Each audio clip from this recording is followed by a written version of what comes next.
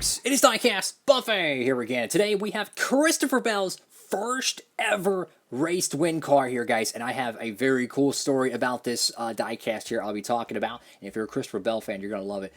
This is one awesome diecast. The Daytona road course raced winning Rheem Toyota Camry. First win for Christopher Bell. So without further ado, let's get the review underway. Here we go, folks, right out of the good old box, and oh my goodness, this is going to be one fun review here, guys. Something about this paint scheme looks 10 times better than the original Rheem paint scheme. I don't know what they changed, but oh my goodness, like the red looks so much brighter, the logos look so much sharper. I don't know what they changed on this thing compared to the normal Rheem release, but something looks so different on this car. I'm loving it. So anyways, let's dive into this review here. So you got the Christopher Bell logo right there in the front windshield. I don't notice anything really different. Maybe the Toyota logos. Sometimes they'll have extra roof, or not roof, but windshield bars there for the raced versions. You do have some dirt and grime right here on the hood here. You get the Rheem logo. We're going to zoom in here and get a front valence look. Now this is the road course, so you're going to expect some dirt. You're going to expect some bumps, some scrapes. Unfortunately, though, that was probably the last time they'll ever run the road course, which is a shame. I mean, check this out. Look at that right front fender. I mean, look how much that's crinkled in. Oh my goodness, that's an awesome diecast. Now, obviously, I know there's a little bit of a gap right there between the Goodyear and that. Truth be told, a paint pen can touch it up real quick and it'll look perfect. Got Camry right there. Got some grill tape, some dirt. It's probably maybe some confetti. I'm guessing that might be confetti. Got the Joe Gibbs Racing 30th anniversary. Got Eric, not Eric Jones. I was thinking Eric Jones had his first one in the 20 car. Now Christopher Bell in the Gen 6 era. Got K&N Sunoco. Let's go to the left side of this diecast, guys. If you have not picked up this car, what are you doing? This is one of the coolest releases from the 2021 season. Christopher Bell's first ever win, and it being a very, very nice race win custom, or not custom. I thought this was going to be a custom. No, it actually got produced, thankfully. Make sure to go pick this one up over there at Circle Diecast, and if you want to get free shipping, guys, you know what to do. Use the promo code down below, Diecastbuffet. Any orders $20 or more at checkout, guys. It does help support the channel. I would greatly appreciate it. In fact, I would love you forever. Anyways, you got Christopher Bell right there on the driver name rail. Got DWalt, Rheem.com, Pristine Auctions, American Ethanol, Rudd, not Ricky Rudd. You got Interstate Batteries. You got a donut mark right there on the 20. I believe this whole panel here was actually kicked in on the 124, or not 124, but the real race car. But unfortunately, it's almost impossible to actually bend that. So they did a great job in terms of decaling that, honestly.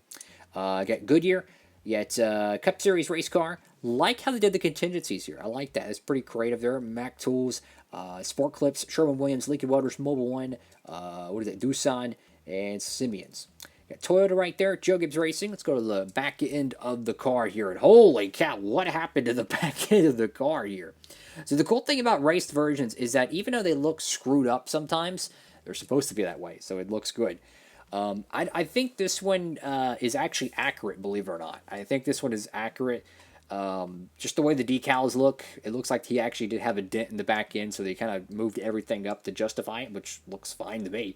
I like the Toyota logo. Look at all the scrapes on the back bumper. That looks great. I love that. Number 20 right there. Rheem.com. Go to the right side of the car here. Now, the 20 on this side is obviously much more noticeable. You can see some scuffs on the right rear. I'm telling you, man, something about this car is so different than the actual normal 20 Rheem release. I don't know if it's their shade of red. I don't know if it's the number font, but something looks so different. And no, it's not the damage. But like just the car itself looks so much better. But yeah, you have the scuffs right there on the Pristine Auction logo. This is actually really cool. They have pink tape right with the jack post. Would go, which is really, really nice. Go to the number 20 right there on the roof, Rheem.com. Got Bell on the back window, and you get Rheem, the new degree of comfort. Very, very cool stuff here, guys. So, it's story time with Diecastbuffet. So, Christopher Bell won his first Cup Series race in 2021, right? Well, I remember the first NASCAR race I ever went to was 2019. It was a fall Texas race. If you've been a fan of the channel, you know where I'm going with this. I got to see Christopher Bell win Texas that night. It was an extremely cold night in Fort Worth. That was my first ever NASCAR race I attended. So it's really cool to watch someone race in the Xfinity Series, cut his teeth in that series. Granted, he didn't win a championship, But he didn't win a championship, did he? I don't think he did. That his whole tenure there, he never won one. I don't think.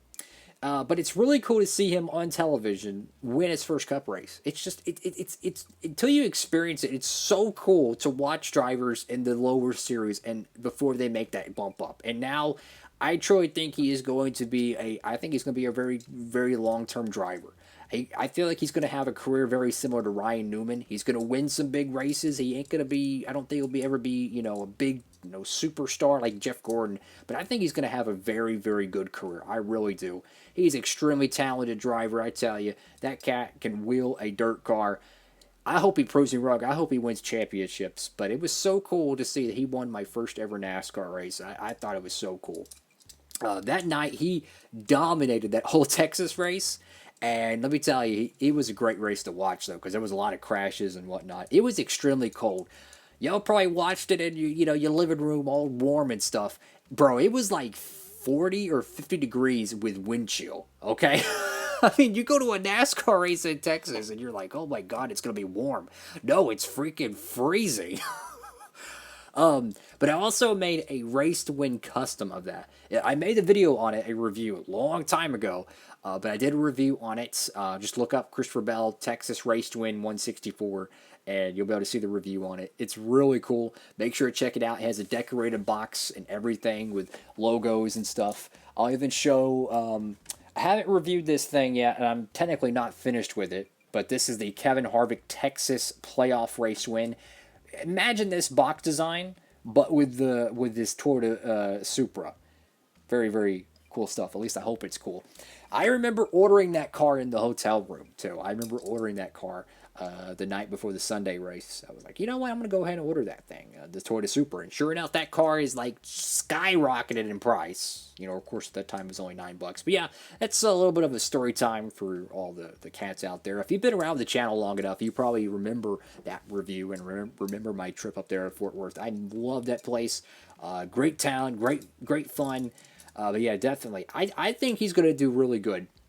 The only problem I have with him being at Joe Gibbs Racing is that you pretty much you're on a leash there. If you don't succeed in your first like 2 or 3 seasons, they kick you out the door, right? And you look at guys like William Byron.